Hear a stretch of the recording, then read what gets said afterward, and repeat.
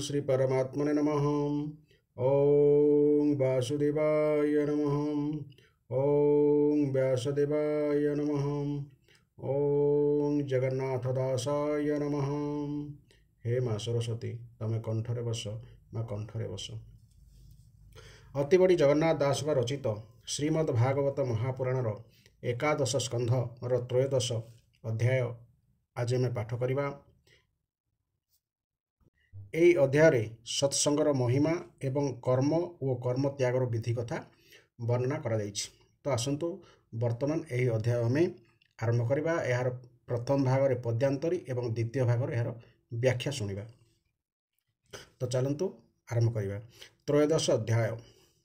साधु संगर जेबा गुण आबर कर्म अनुष्ठान पुणिता त्यागर विधान त्रयोदशरे एव नहन। श्री भगवान वाच कहती कृष्ण तो सोचिते शुणऊ धब कहूँ तोते जे धर्म संख्या कर्म जोगे मुहिक हिली ब्रह्म भागे वेद पठन तप त्याग पुण्यस मोह वैराग्य कुपत राग निरिमाण ए आदि पुण्य कर्ममान विविध व्रत महादान जमनी अम देवाचन धनस अंचिण यज्ञ करे तीर्थग मन निरंतरे नानाऊ पाए पथ हेरी मते न पारे बस करी ए जीव साधु संघ बीनु ए जीव साधु संग बीनु लभिन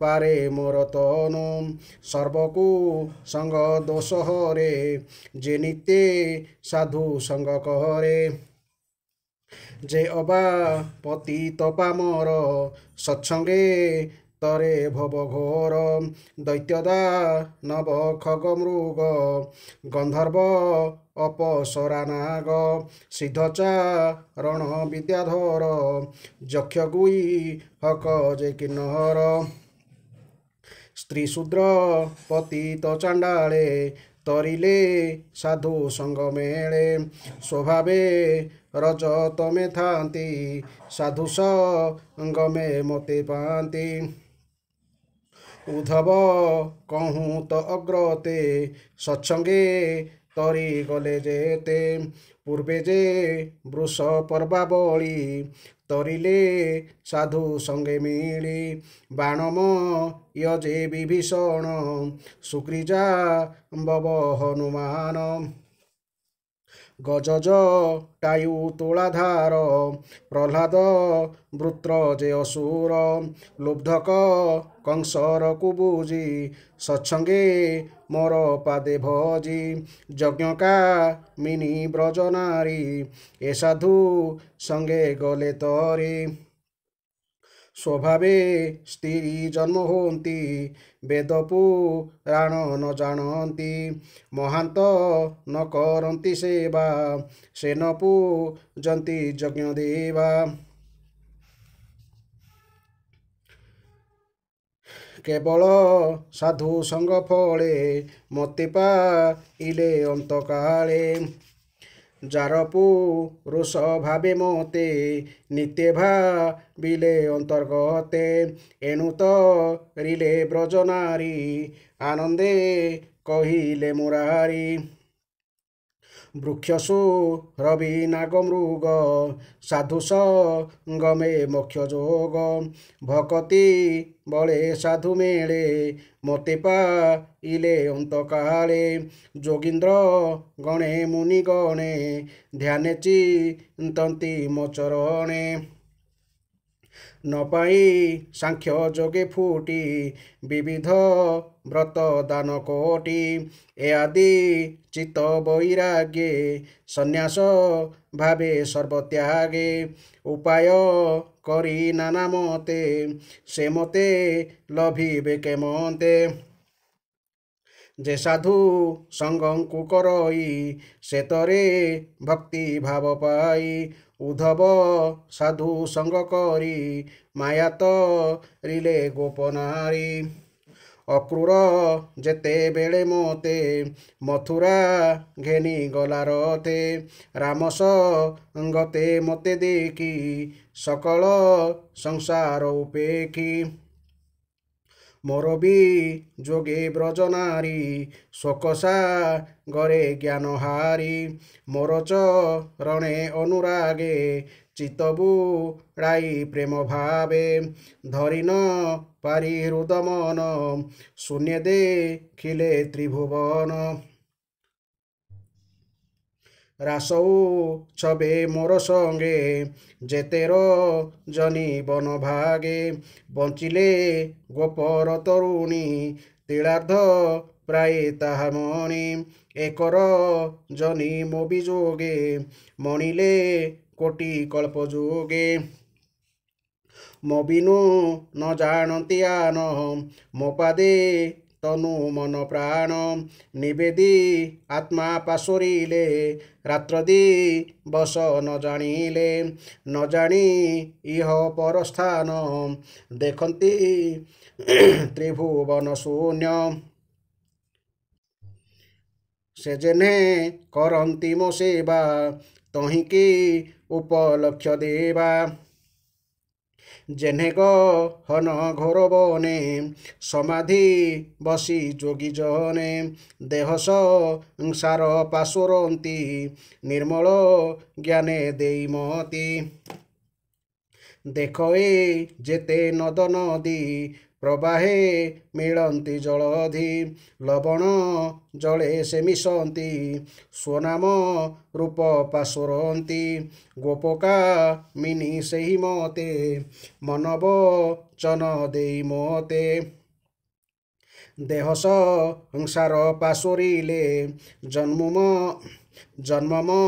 ରଣୁ ନିସ୍ତେରିଲେ ଜନ୍ମମ ରଣୁ ନିସ୍ତରିଲେ ଯାରପୁ ରୁଷ ଭାବ ମୋହେ ମୋତେ ନ ଜାଣନ୍ତି ନିଶ୍ଚୟ ପରମ ବ୍ରହ୍ମ ମୁଁ ସ୍ୱଭାବେ ଅନ୍ତେ ପଶିଲେ ମୋର ଠାବି ଏଣୁ ଏ ସାଧୁଙ୍କ ସଙ୍ଗମ ତାରଇ ସ୍ଥାବର ଜଙ୍ଗମ ଏ ବୋଲ ବୁଝି ତୁ ଉଦ୍ଧବ ମୋର ଚରଣେ କର ଭାବ ବିଧିନି ସେଧ ଆଦି କର୍ମ ଛାଡ଼ି ସକଳ ଲୋକ ଧର୍ମ ପ୍ରବୃତ୍ତି ନିବୃତ୍ତି ଏବେନି ଦୃଷ୍ଟି ଶ୍ରବଣେ ଅନୁମାନି ସକଳ ଛାଡ଼ି ଜ୍ଞାନ ବଳେ ଭଜତୁ ମୋ ପାଦ କମହଳେ ମୁହିଁ ସେ ମହାମହେଶ୍ୱର ସକଳ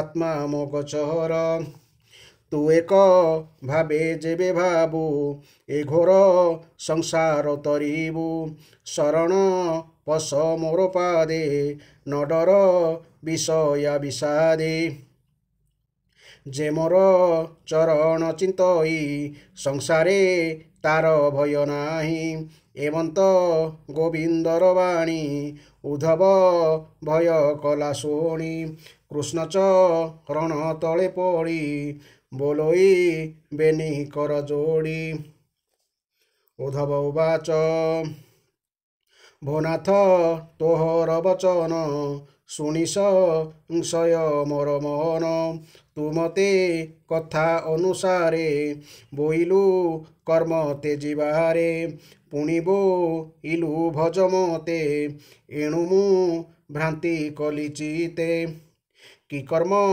କଲେ ନରହରି ପ୍ରାଣୀ ସଂସାରୁ ଯାନ୍ତି ତରି କି କର୍ମ ତେଜି ଭବୁ ପାର କହ ହେ କମଳାର ବର ଏବେନି ସଂଶୟ ମୋ ଖେଦ ଜ୍ଞାନ ଖଡ଼ଗେ ନାଥ ଛେଦ ଉଦ୍ଧବ ବାକ୍ୟେ ଯଦୁପତି କହନ୍ତି ଜୀବ ଆତ୍ମାଗତି ଶ୍ରୀ ଭଗବାନ ଉବାଚ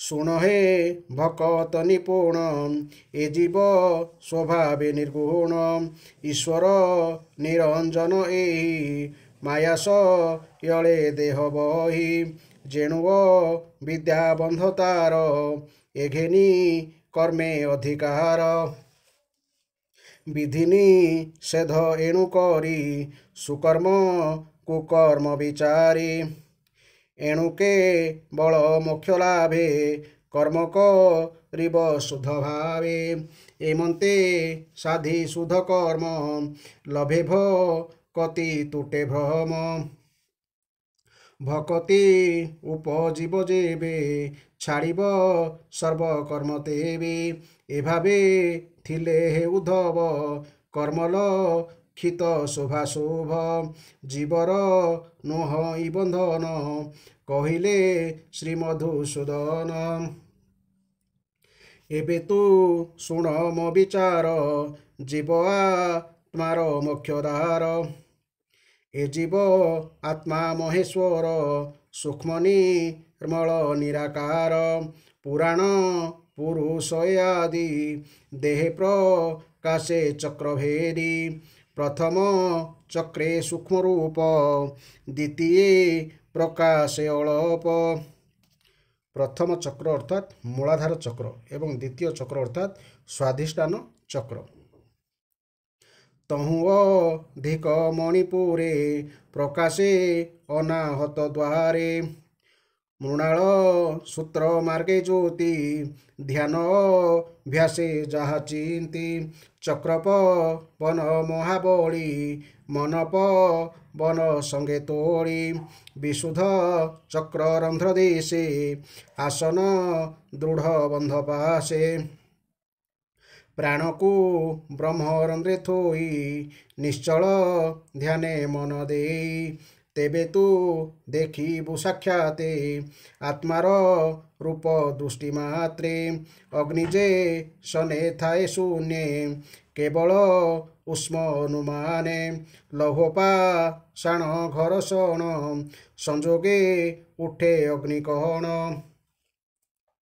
ଯତ୍ନେ ସମିଧ ଦେଲେ ତହିଁ ସ୍ୱଭାବେ ଶିଖା ପ୍ରକାଶ ପୁଣି ପାଇଲେ ଘୃତଧାର ଜଳଇ ଅତି ବଳିୟାର ଏ ରୂପେ ଆତ୍ମା ସୂକ୍ଷ୍ମବାଣୀ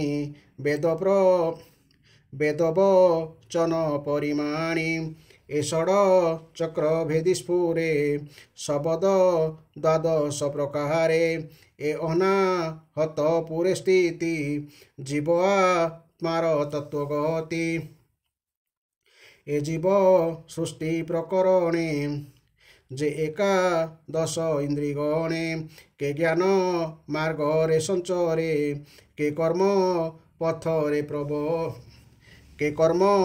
ପଥରେ ପ୍ରଚରେ ମନସ ସଂକଳ୍ପେ ବୁଦ୍ଧି ଚିନ୍ତି ଯେ ଅଭିମାନେ ଅହଂକୃତି ରଜତାମସ ସତ୍ୱଗୁଣ ମାୟାର ବିକାର ଏ ପୁଣ ଉଦ୍ଧବେ କହିଲେ ଶ୍ରୀପତି ଜାଣତୁ ଏହି ରୂପେ ଚିନ୍ତି ସେ ନିତ୍ୟ ସନାତନ ହରି ଅନନ୍ତ ଶକ୍ତି ଅଛି ଧରି ପ୍ରଥମେ ଏକ ରୂପ ତାର ଅନାଦି ଅବ୍ୟକ୍ତ ଈଶ୍ୱର ସେ ନିଜ ଶକ୍ତି ଭାବ ବଳେ ଅଶେଷ ରୂପ ଏ ଶୟଳେ ପ୍ରକାଶ କରି ନିଜ ଶକ୍ତି ମାୟାସ ଯୋଗେ ନାନା ମୂର୍ତ୍ତି ସେ ଯେବେ ରଜଗୁଣ ମିଶେ ତା ତହୁଁ ସଂସାର ପ୍ରକାଶେ ସୃଷ୍ଟି ପାଳଇ ସତ୍ୱେ ମିଶି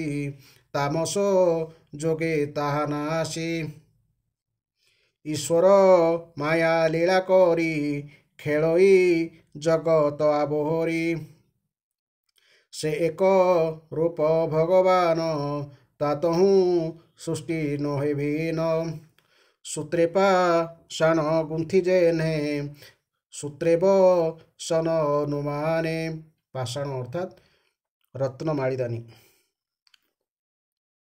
ଏ ରୂପେ ଜଗତ ଗ୍ରନ୍ଥନ ଅନ୍ତର ବାହ୍ୟେ ଭଗବାନ ଅନାଦି ଅରୂପ ପ୍ରତ୍ୟକ୍ଷ ସଂସାର ରୂପ କଳ୍ପବୃକ୍ଷ କର୍ମ ଏ ହାର ମୂଳ ବୀଜ ରସସ ଯୋଗେ ମହାତେଜ ବଢ଼ଇ ଫଳ ପୁଷ୍ପ ଘେନି ବିଭୋଗ ଅପବର୍ଗ ବେନି পুণ্যপাতক রজবীর্যে বৃক্ষ করি উঠে তেজে অনন্ত বাসনার মূলে এ বৃক্ষ স্থাপনা নিশ্চলে এ তিনি নাଳ তিনি গুণে বৃক্ষর নির্মাণ কারণে এ পঞ্চ স্কন্ধ পঞ্চভূতে পঞ্চবিষয় রসযুতে শাখাস মোহ ইন্দ্রিগণে এ নিত্যে থান্তি মায়াবনে উপরে বেনি পক্ষ নিত্যে বসন্তী রক্ষা ভোগ অর্থে কহিলি বেনি পক্ষী যেহি জীবপ রম নানা নাম সেই বাতপি তজে কফ ঘেনি বৃক্ষর বল কল এ তিনি যে সুখ দুঃখ বেনি ফলে পক্ষীয়ে ভুঞ্জইতা বলে লতাবে স্থিতে তরুক্ষীণ কল্পে পর্যন্তে তা জীবন যাবত সূর্য যাবত চন্দ্র সূর্য দিশে তাবত এ বৃক্ষ প্রকাশে একই পক্ষী তার ফল ভুঞ্জই নিত্যে মহাবল সে ফল খাই মত ভোলে নিরতে পশে নানা ঘরে যে আর পক্ষী থাই ভোকে সে সাক্ষী রূপে সর্বদেখে বৃক্ষর ফল সে ভুঞ্জই কিরাত জালে সে পড়ই একই ব্রহ্ম নানা রূপে ভ্রমই মায়াময় কল্পে সে যেবে জানে বেদসার সংসারে ভ্রম কাহি তার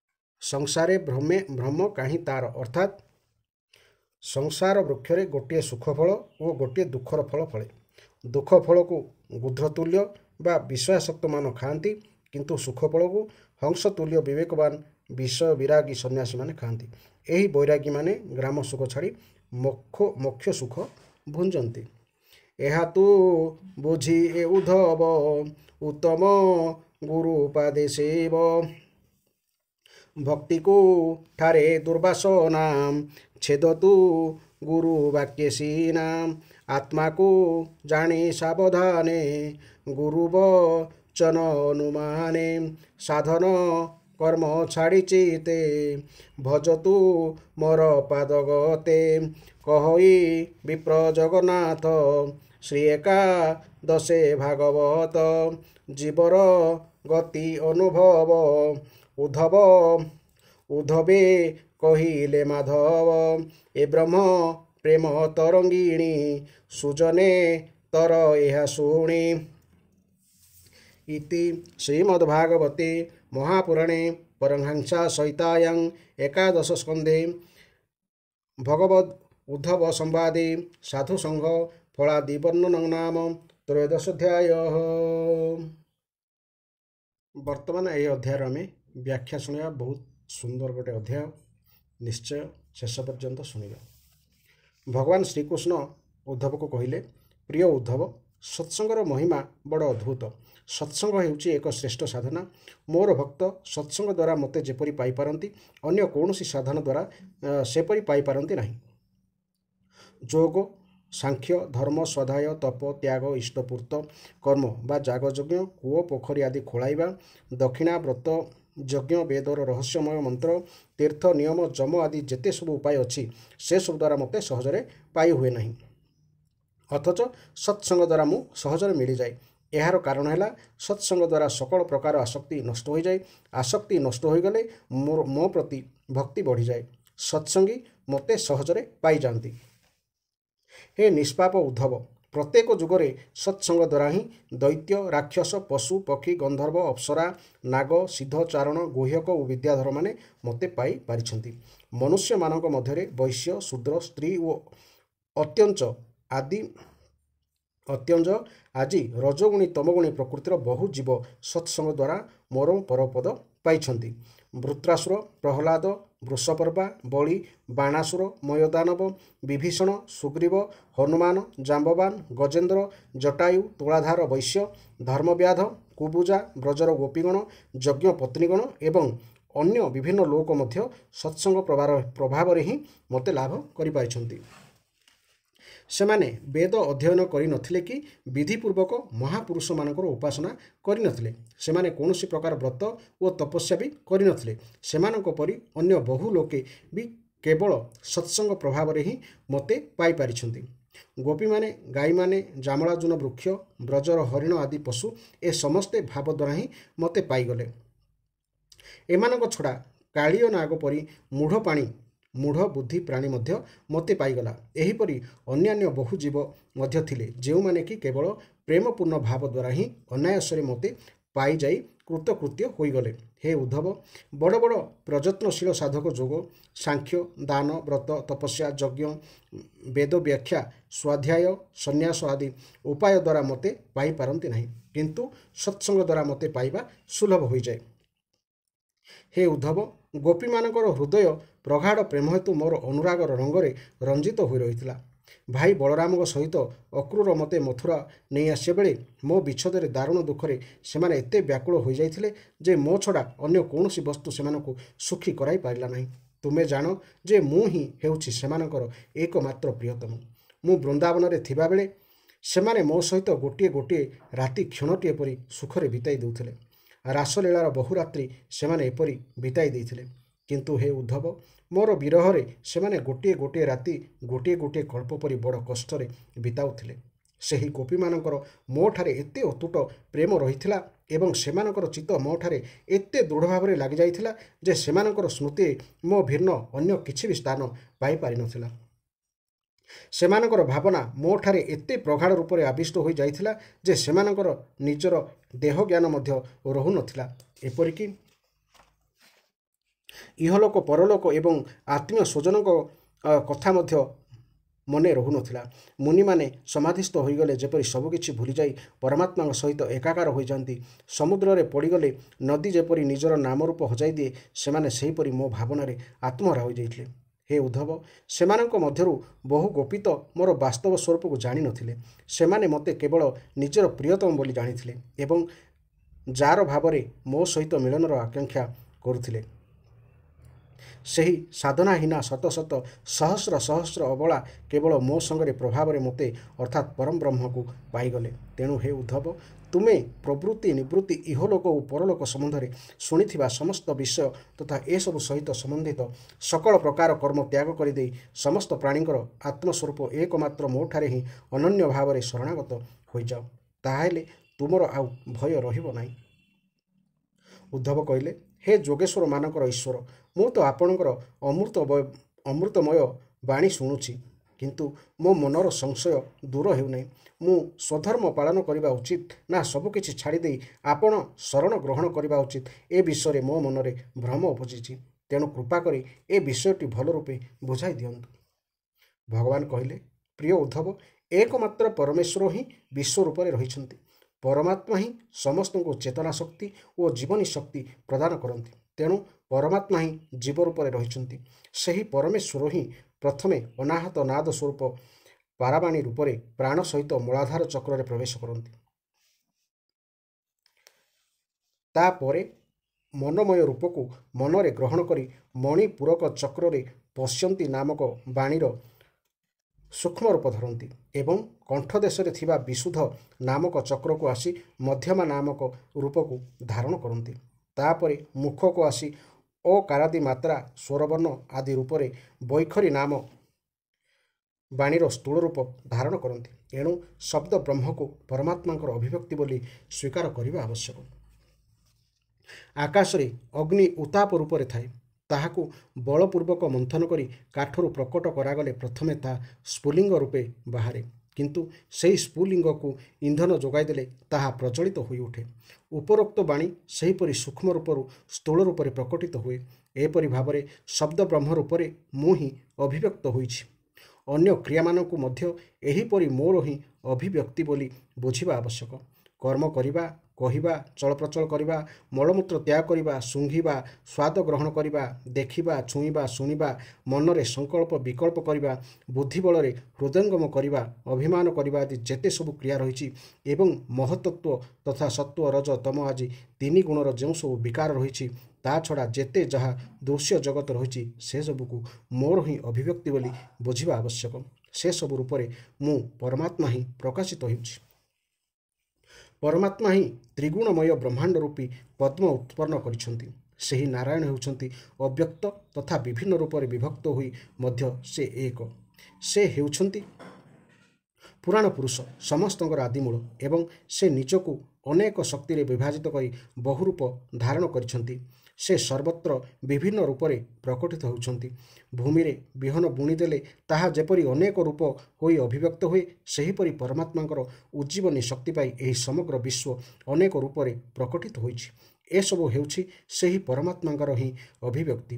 ବସ୍ତ୍ରରେ ସର୍ବତ୍ର ଯେପରି ସୂତା ହିଁ ଓତପ୍ରୋତ ହୋଇ ରହିଛି, ବିଶ୍ୱରେ ସର୍ବତ୍ର ସେହିପରି ଏକମାତ୍ର ପରମାତ୍ମା ହିଁ ଓତପ୍ରୋତ ହୋଇ ରହିଛନ୍ତି। ସେ ସର୍ବତ୍ର ପୂର୍ଣ୍ଣ ହୋଇ ରହିଛନ୍ତି। ଏହି ସଂସାର ବୃକ୍ଷ ହେଉଛି ପୁରାତନ।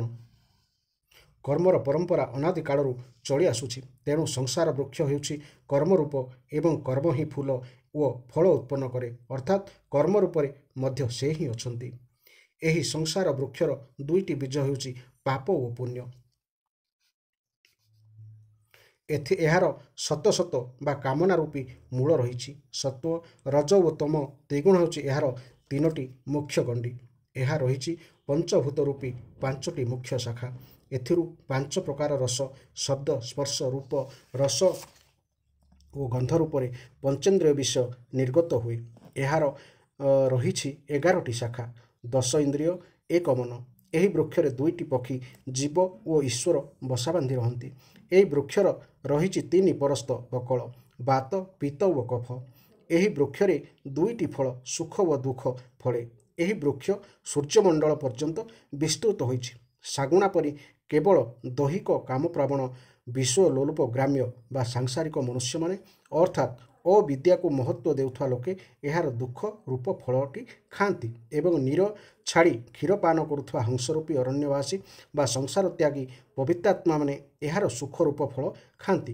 ଯେଉଁ ବ୍ୟକ୍ତି ଗୁରୁଙ୍କଠାରୁ ଜ୍ଞାନ ଲାଭ କରି ହୃଦୟଙ୍ଗମ କରିପାରନ୍ତି ଯେ ଏକମାତ୍ର ପରମାତ୍ମା ହିଁ ଆପଣା ମାୟା ବଳରେ ଅନେକ ରୂପରେ ବା ଜଗତ ରୂପରେ ପ୍ରକଟିତ ହୋଇଛନ୍ତି, ସେ ହିଁ ବେଦବାଣୀର ପ୍ରକୃତ ତାତ୍ପର୍ଯ୍ୟ ଜାଣନ୍ତି। ତେଣୁ ହେ ଉଦ୍ଧବ, ଏପରି ଭାବରେ ଗୁରୁଦେବଙ୍କ ଉପାସନା କରି ଏବଂ ଅନନ୍ୟ ଭକ୍ତି ଦ୍ୱାରା ଜ୍ଞାନ ରୂପକ ତରବାରୀକୁ ତୀକ୍ଷ୍ଣ କରି ଧୈର୍ଯ୍ୟ ରୂପକ ଜୀବ ଭାବକୁ କାଟିଦିଅ। ତାପରେ ଆତ୍ମସ୍ୱରୂପକୁ ଜାଣି ସେହି ତରବାରୀକୁ ମଧ୍ୟ ତ୍ୟାଗ କରିଦେଇ ନିଜର ଅଖଣ୍ଡ ରୂପରେ ଶାଶ୍ୱତ ଭାବରେ ଅବସ୍ଥିତ ହୋଇଯାଅ। ଏହି ଈଶ୍ୱର ଆପଣା ମାୟା ବଳରେ ସମସ୍ତ ଜାଗତିକ ପଦାର୍ଥ ରୂପେ ପ୍ରତୀୟମାନ ହେଉଛନ୍ତି, କିନ୍ତୁ ଅନାଦି ଅବିଦ୍ୟା ହେତୁ ଜୀବକୁ ସମସ୍ତ ଜାଗତିକ ପଦାର୍ଥ ଓ କ୍ରିୟାରେ ଆପଣା କର୍ତ୍ତୃତ୍ୱ ପ୍ରଭୃତିର ଭ୍ରାନ୍ତି ହେଉଛି। ଯେହେତୁ କର୍ତ୍ତୃତ୍ୱ ରହୁଛି, ତେଣୁ କୁହାଯାଏ ଯେ ଅମୁକ କର, ଅମୁକ ନ କର। ଏଭଳି ବିଧି ଓ ନିଷେଧର ଆଜ୍ଞା ତା ପାଇଁ ଲାଗୁ ହୋଇଯାଏ। ତା ପରବର୍ତ୍ତୀ ସ୍ଥିତିରେ ତାକୁ ପୁଣି କୁହାଯାଏ ଯେ ଅନ୍ତଃକରଣ ଶୁଦ୍ଧି ନିମନ୍ତେ କର୍ମ କର। ଅନ୍ତଃକରଣ ଶୁଦ୍ଧ ହୋଇଯିବା ପରେ ପୁଣି କର୍ମ ସମ୍ବନ୍ଧୀୟ ଦୁରାଗ୍ରହକୁ ଦୂର କରିବା ପାଇଁ ତାକୁ କୁହାଯାଏ ଯେ ଭକ୍ତିରେ ବିକ୍ଷେପ ଉତ୍ପନ୍ନ କରୁଥିବା କର୍ମ ପ୍ରତି ଆଦର ଭାବ ଛାଡ଼ି ଦୃଢ଼ ବିଶ୍ୱାସପୂର୍ବକ ଭଜନ କର। କିନ୍ତୁ ଶେଷରେ ତତ୍ତ୍ୱଜ୍ଞାନ ହୋଇଯିବା ପରେ ଆଉ କିଛି ହେଲେ କରିବାକୁ ବାକି ରହେନି। ସାଧନା ରୂପୀ ତରବାରୀ ମଧ୍ୟ ଉପେକ୍ଷିତ ହୋଇଯାଏ। ଜୀବ ତାର ପରମ ପ୍ରାପ୍ତବ୍ୟକୁ ପାଇଯାଏ। ଏହା ହିଁ ଚଳିତ ପ୍ରସଙ୍ଗର ଅଭିପ୍ରାୟ। ବାଃ, ବହୁତ ସୁନ୍ଦର ଅଧ୍ୟାୟ। ଶ୍ରୋତା ଯିଏ ଶୁଣିଥିବ, ଜୀବନ ଏବଂ ଜୀବର ମୂଲ୍ୟକୁ ସେ ନିଶ୍ଚୟ ଅଙ୍ଗେ ଅଙ୍ଗେ ନିଭେଇ ପାରିବ। ଏହିପରି ଧାରାବାହିକ ଭାବେ ଶୁଣିବା ପାଇଁ ଚ୍ୟାନେଲଟିକୁ ନିଶ୍ଚୟ ସବସ୍କ୍ରାଇବ୍ କରିବେ ଏବଂ ଧାରାବାହିକ ଭାବେ ଶୁଣିବେ ଓ ଶୁଣେଇବେ। ତ ଆସନ୍ତୁ ବର୍ତ୍ତମାନ ଏହି ଅଧ୍ୟାୟକୁ ଏଠି ଆଜି ପାଇଁ ସମାପ୍ତ କରିବା। ଜୟ ଜଗନ୍ନାଥ, ଜୟ ଜଗନ୍ନାଥ, ଜୟ ଜଗନ୍ନାଥ।